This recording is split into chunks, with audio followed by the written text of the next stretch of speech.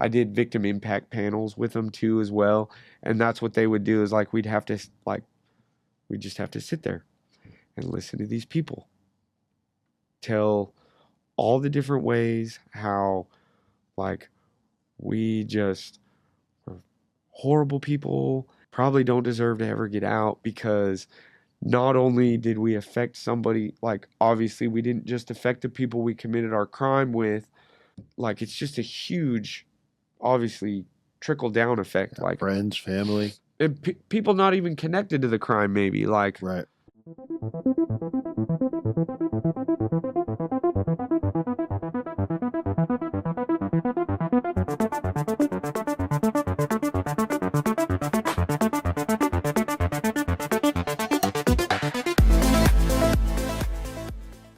so. But yeah, they ended up kicking me out of drug court. Uh, a bunch of the guys that I was friends with from NA, I'm still friends with a bunch of them today. They showed like probably over a dozen people showed up to the courtroom that day to give statements of like he's been doing really good, like he's taking care of his daughter, he's taking care of his daughter's mom as well, like why would you even do that kind of thing. And they kicked me out. Luckily, for some reason, I have no idea why, uh they ended up not giving me any of the time that I was originally looking at. So, but instead of washing the charges off my record as well, the charges stayed. I didn't have to do time. Hmm. So, and that's what they did. But Okay. it was like 5 Class C felonies for possession of drugs, and then the 2 firearms. But no time, just okay. Yeah. So when that came, you were done, free and clear again. Yep. And that was when? What year? That was mid 2011. And in the process of all of that as well, my daughter's mom had became pregnant again. So we had moved in together when I got out of clean and sober housing, taking care of my daughter, ended up going. What I went to school for at that time was culinary arts. So I was super passionate about cooking. I thought it was artistic. I thought it was fun. Uh, so I ended up going into cooking. I was a chef for like 2-3 years while her and I were together. We got married in 2012. Had my son as well that year. Or yeah, 2012. My son was born. Uh, and then I ended up finding out later.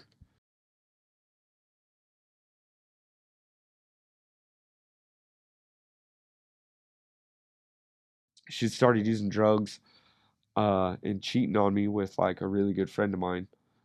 Uh, yeah. So I ended up leaving her. Uh, And you left her, you left the kids too? well, so my plan, I this was a really short window from leaving her and going to prison my last time. Like 2-3 months was all. My plan was I left her the apartment. I went to my parents' house. She took the kids and went to her parents' house. Told them I have no idea what. I was planning to just keep working, get my own place as soon as I could, and then obviously split custody, do whatever I had to do. Well, almost a month went by, like trying to see my kids, working, never got to see my kids. One day I showed up at her parents' house, knocked on the door, and still remember it. It was the first time I had had a gun put in my face in years, especially since I wasn't a gang member anymore. So, but her dad answered the door with whatever pistol it was that he had in his hand, and I just turned around and left. And he just started yelling at me, "Don't ever come back." So, kind of got into, I was like, I don't know what I'm going to do. I don't know what I'm going to do. It was another instance of where, like, to say the least, I felt like I was hopeless against a bunch of rich people. Uh, he's ex-military. His wife, super high-paid teacher. Uh, so they got money, and I'm back to no money. Made a phone call, talked to some people from my past, made a stupid decision. Put some people together and decided to go rob a house.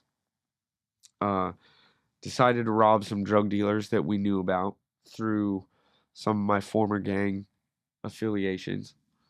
Robbery went horribly wrong.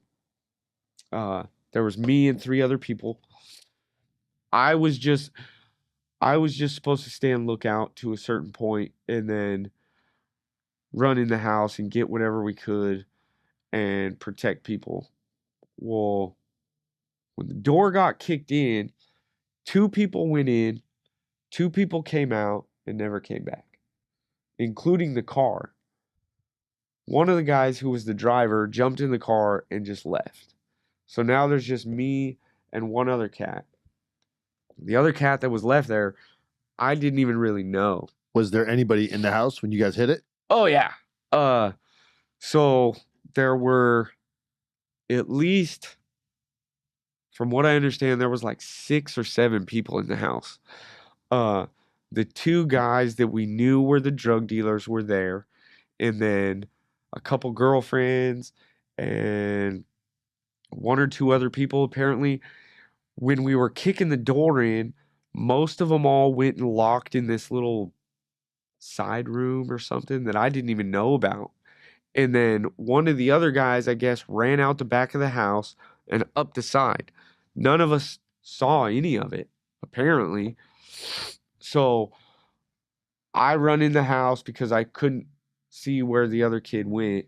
And all of a sudden, when I dart into the back of the house, see him out the side door.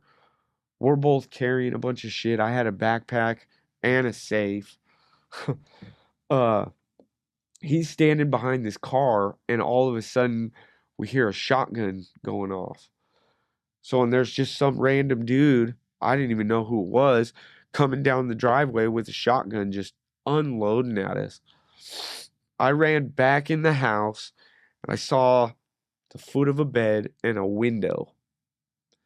So I jump off the bed, through the window, fall like 8 feet onto the ground, climb the fence into a neighbor's yard and just take off running. You had nothing with you? Oh, I had the backpack full of, it ended up having like a couple pounds of weed and a bunch of cash that I pulled out of the safe. I dropped the safe and it cracked open. It had a bunch of stuff in it. So I'm running through this. It ended up being like a bunch of houses that were still being built. So I run like maybe 100 yards away from the house that we were in, and I just crouched down inside this freshly built like skeleton of a house. Kind of watched for a minute. Started realizing that I had a bunch of blood coming from somewhere.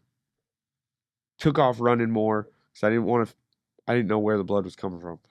Made it up to like Rosars on 72nd and tried to use somebody's phone for some reason. I don't know what I was thinking. Like a stranger? Yeah, just ran up to some dude. Was like, "Hey, can I use your phone? I don't know what's going on." Like, I was not thinking straight. The guy wouldn't let me use his phone. So I take off running again and end up just running all the way to Union Gap. All the way to my parents' house. Fell asleep. The next morning I get up and my mom starts noticing that I had like, she knew they were bullet holes, I guess, but I had a bunch of buckshot and birdshot shotgun BBs stuck all up in my rib cage, all in my right calf. And her friend actually ended up pulling most of them out right there in our kitchen. It was gnarly. So the next day, the kid that I was with showed up at my house. I hadn't seen him the rest of the night. Didn't know where he went. After I jumped out of the window, I was by myself. So he shows up at the house and he's like, "Where the fuck did you go? Da da da, you fucking left me. Those other dudes left us. You guys fucking set me up. Da da da da." I was like, hold on, dude. Like, do you not see what I got going on? Like, I'm shot. I'm fucked up. He's like, "Oh, I'm shot too. My girl's taking me to the hospital right now." I was like, "No, the fuck she's not. Like, what makes you think it's smart to go to the hospital, dude? We just robbed a house last night. So, but he ended up going to the hospital. I went with him. A sheriff showed up to question him and he dipped. While the sheriff left the room and him and his girlfriend just dipped. I was like, what the fuck, dude? So now I'm sitting there by myself. Sheriff comes back to talk to me and he's like, so what's going on? I was like, I don't know. I'm just with these guys. He's like, well, do you know how to find them? Do you know how to get a hold of them? I was like, I have a number. I guess you could call. That's about it. I don't know where this dude lives. I barely just met him like a week ago. So I give the dude my number. He gives me a ride across town to get back to where I wanted to go, drops me off. At the time, I was the cook at the West Valley Tavern out here. And oh yeah, that's what happened.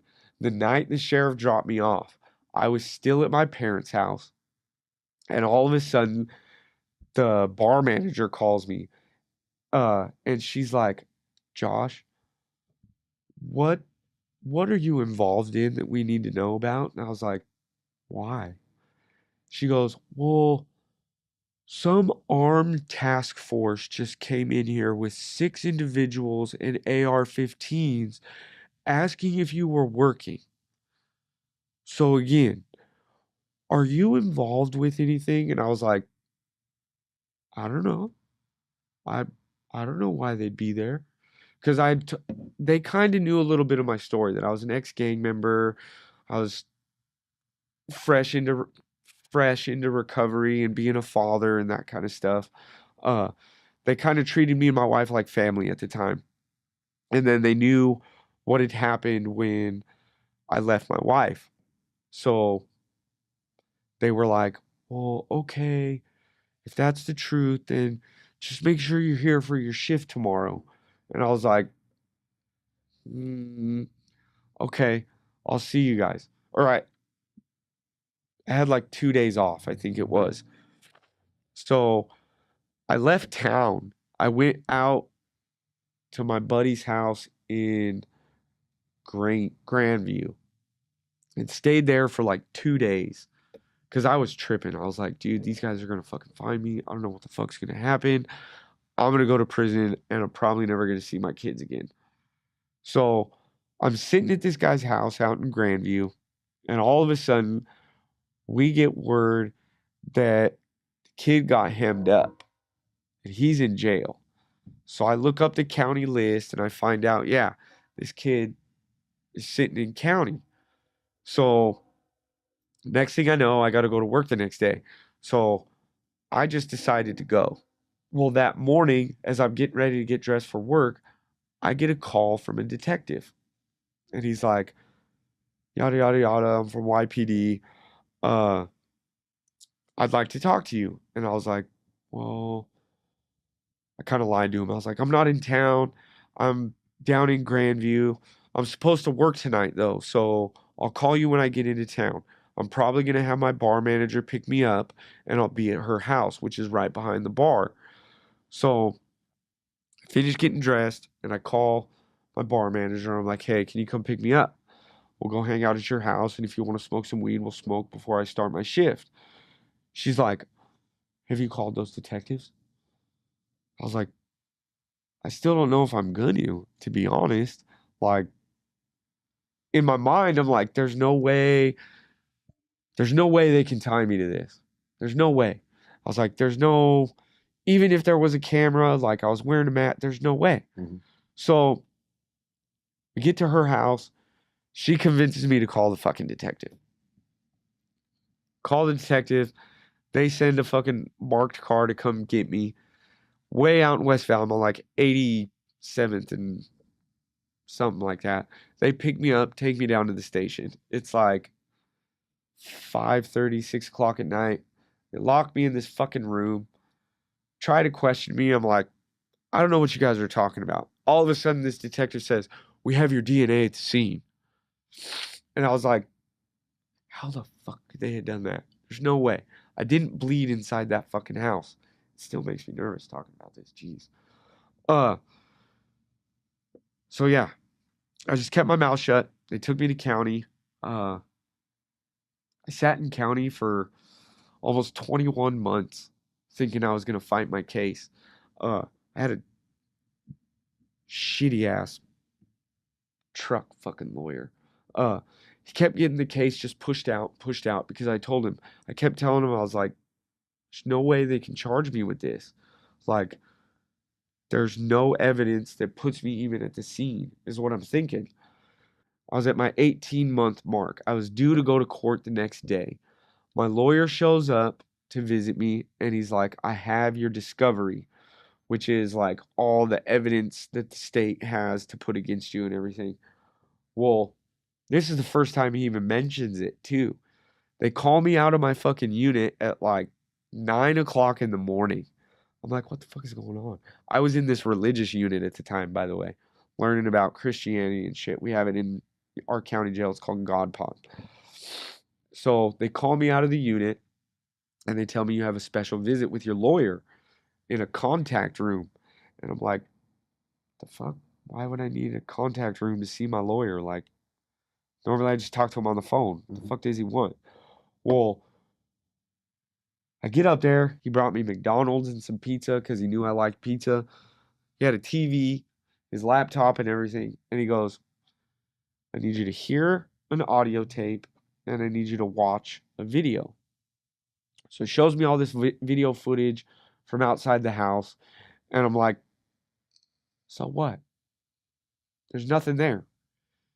Then he turns the videotape on, or the audio tape on.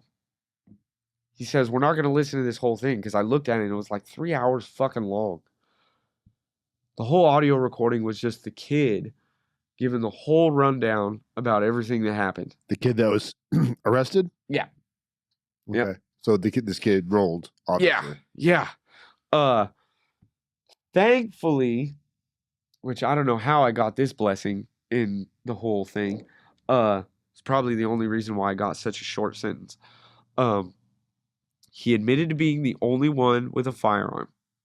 He admitted to being one of the individuals that kicked the door in. He also admitted that who he claimed, because he didn't use my real name in the recording, he said, I just know this guy as Josh Tragedy. And I have the word tragedy tattooed on my arm. Never gone by it as a name necessarily. And even in my gang file, like, it's never been a name.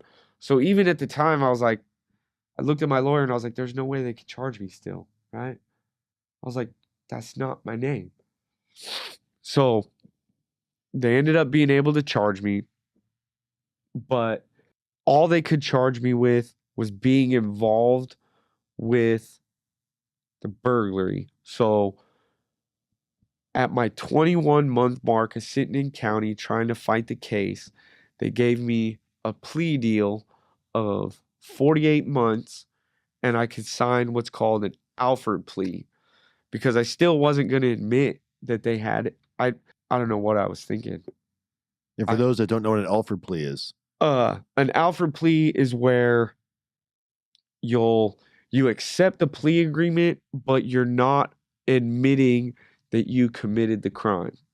You're allowing the state to charge you and take the sentence, but you're still not saying that like, pretty much you're saying they have a bunch of evidence and you're scared to go to trial. Right. So let me sign it. Right. And really, it kind of was that. Like, at that point, I was like, I'm sick of fucking sitting in county. Once I hit the state. And you were there for 21 months? Yeah, 21 months in county. And you got 21 months time served towards a 48-month sentence? They gave me, it was like 18 months time served. Okay. So, yeah.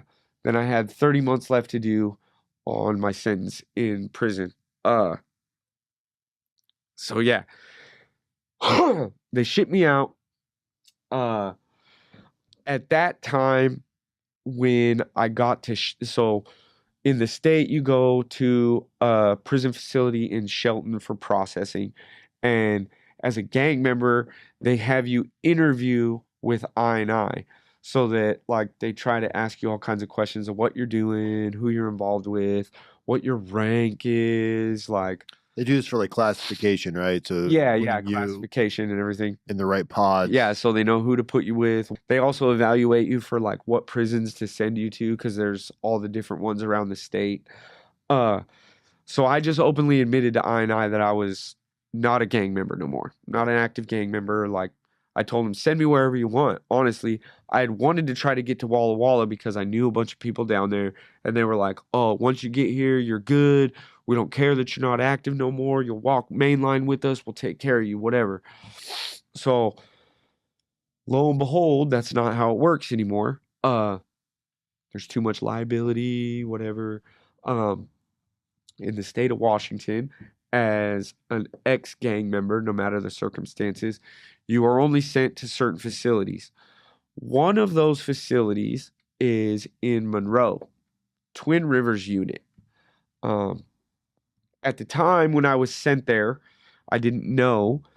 All I knew was that I was being tested as an ex-gang member to see if I was going to uh, reactivate, do anything I wasn't supposed to, take off on a sex offender, beat up a sex offender for is what I mean.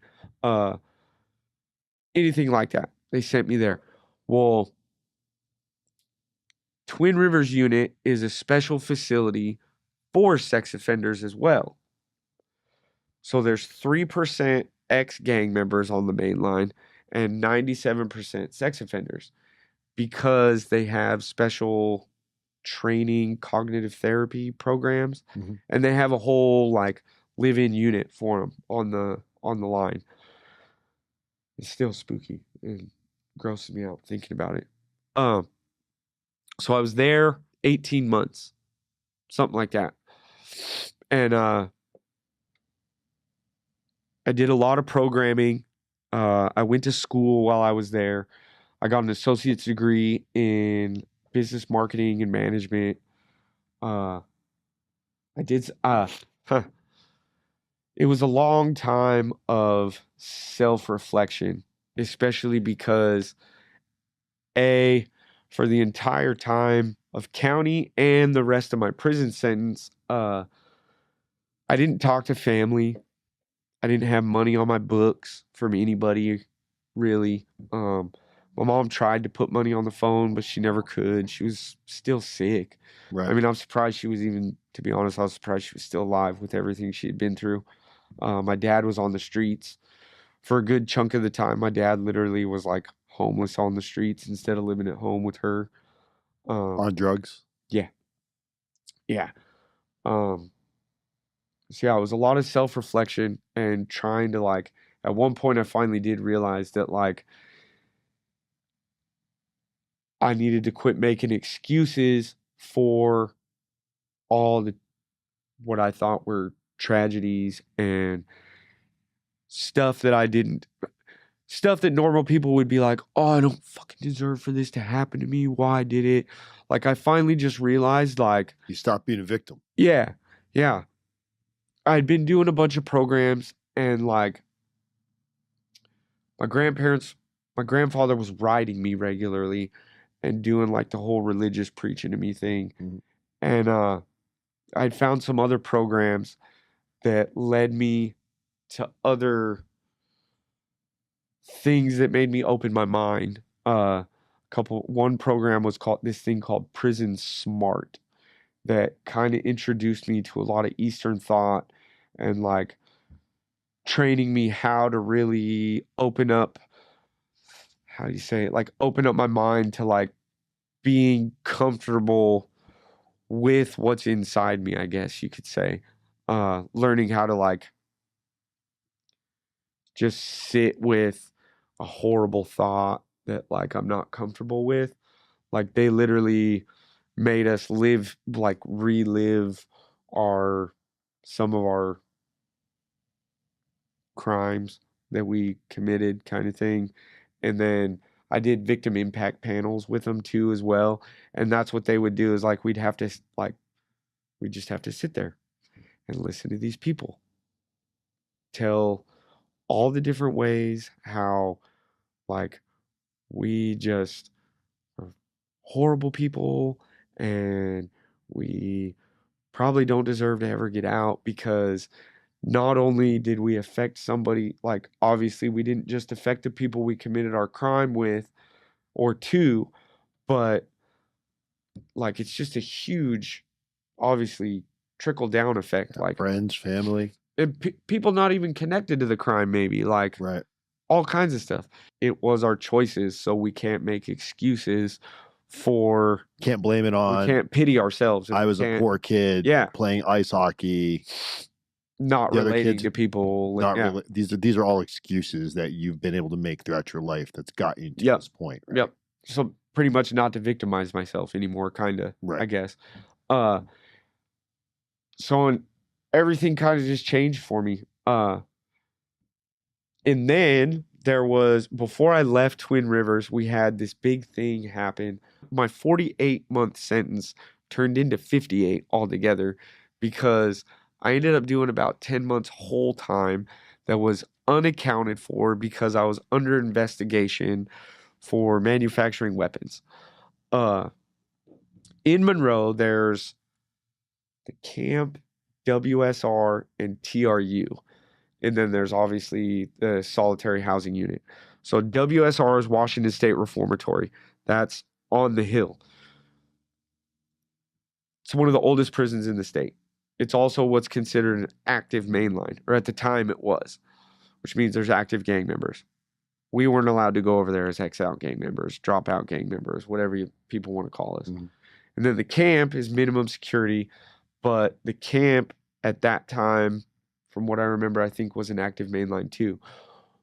The state wanted to transition WSR to an inactive, peaceful mainline.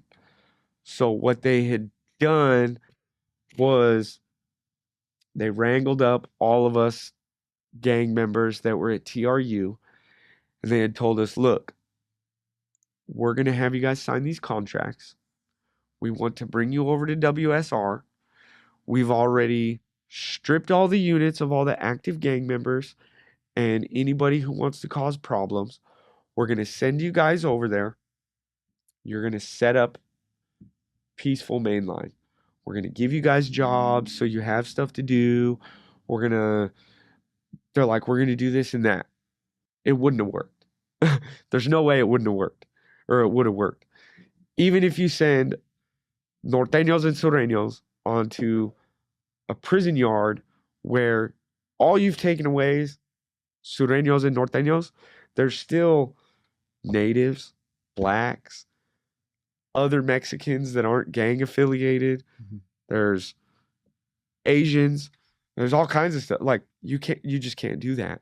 You know what I mean? So everybody just denied it. We were like, nope, we're not doing it. Well, I thought of it as, we didn't want to do it because for some reason they thought we didn't want to do it because we were going to start something at TRU. There's always all kinds of conspiracies in the state system. It's people passing kites. Yeah. So one morning they wake us all up at like 4 a.m. I didn't even know what was going on. They take us all out of our unit, sit us in the gym. About an hour later, that's when they came and got me. They're like, Ryan, you're going to the hole. It's like a week later, they finally came and told me that I was under investigation. So I got stuck there forever. That 10 months, God, that was rough. But I started getting personal visits from, for some reason I had requested the, I guess you'd call him the Buddhist chaplain, and started having like almost weekly visits with him, and kind of had started following and practicing all of that kind of stuff. And that's kind of really when everything started changing. When I got out of the hole, one of my homeboys that was on the line, he was originally from California. He's a juvenile lifer he was one of the people who started the whole like clemency movement for juvenile lifers who supposedly shouldn't have to do life the rest of their life. Right. But he started kind of educating me in a bunch of other stuff, and I started getting involved with like these groups to try to help reform prison politics, almost kind of thing was the thought behind it. Different programs that had to do with mentorship and stuff like that. So I started learning about that. I did speech masters, if you know what that is, for a little while, learning how to speak. It was kind of almost a way to not just educate myself and feel good about what I was doing, but it started giving me ideas of like things to do for myself when I got home too, in a way. Because a bunch of the outside people from those programs were always like, "Oh, we never get to take these programs to county jails. We only teach these programs in prisons." And I'm like, "Why do you only teach them in prison? Why wouldn't you teach them to people like to not go to prison, to not do the stuff that we're doing before we go to like why wasn't I ever shown this stuff?" You know what I mean? So I guess that was the biggest thing about prison is like I kind of learned how to ask for help too. You know what I mean? It stripped a lot of pride now that I realize it. Kind of false pride. Yeah. Yeah. Stuff that was really holding me back. Right. Uh Egos. yeah. So then summer of 2015, they shipped me over to or no, it was 2016. They shipped me out to Spokane to Airway Heights to the camp because I reclassified. When I came out of the hole, they realized that I wasn't doing anything. They just found a razor blade from my shaver. I was cutting string. uh, so they reclassified me to minimum, and I was shipped out immediately. It was only like 2 weeks later, out to Airway Heights. And camp was cool, dude. I never knew what camp was like. Never been to a prison camp. So laid back. You don't have cells. You don't hear the bars clanking ever. You don't have cell doors just ever. Oh, it's horrible. So camp was cool. Airway Heights was the same way. There was not as many sex offenders though, thankfully. So it was a lot more comfortable. I got a job as a mailman. My camp experience was interesting.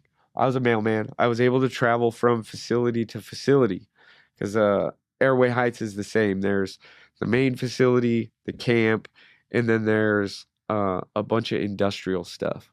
They make clothing, they package commissary, they manufacture A lot of the commissary. prison industries. Yeah. License plates, Yeah. furniture, shit like that. Well, maybe not there. they don't. I don't think they have a stamp there, but yeah, they do a lot of industry stuff there. Right. Mainly food and clothing, from what I understood. No new charges, nothing like that. There were things that happened, but no new charges. Then you got released in what year? June 15th of 2017. It was actually my first ex-wife's birthday. I'll never forget it. It's a hard one to forget. So yeah, I was released June 15th, 2017, went straight back to my parents' house. I was on probation this time. For how long? Just a year. It was monthly UAs the entire year. That's right. Because my charges weren't drug related for that sentence and everything. They required me to do treatment in prison for some reason, but it wasn't part of my JNS, which is judgment and sentencing. Right. So it didn't make sense, but they literally told me I had to do it before I was released, or they weren't going to release me. It was weird. So yeah, I got released, got into the groove of doing my probation. Kind of just hung out for like a month, 2 months. I was scared shitless. Like, didn't have no money. I was multi-time felon. You know what I mean? I got a first-degree burglary, first-degree assault, first-degree robbery. I was thinking in the back of my mind, like, nobody wants to fucking hire me. Nobody. Like anything I want to do, even if I want to go back to being a cook, they don't want to hire me because I'll have access to cash. There's more of those self-defeating, That's what victimizing happened. thoughts. That's what happened at first. I struggled for like 2-3 months for a bit. Almost went back to selling drugs. Friend of mine came fucking like a month and a half. Was like, I got some ice. I got some coke. I'll just give it to you. Gave me like a ball of coke, like half ounce of ice. I did end up selling some of it, but then I flushed the rest. A really good friend of mine, I consider him a brother. His name's Michael. You wouldn't mind me using his name. I've known him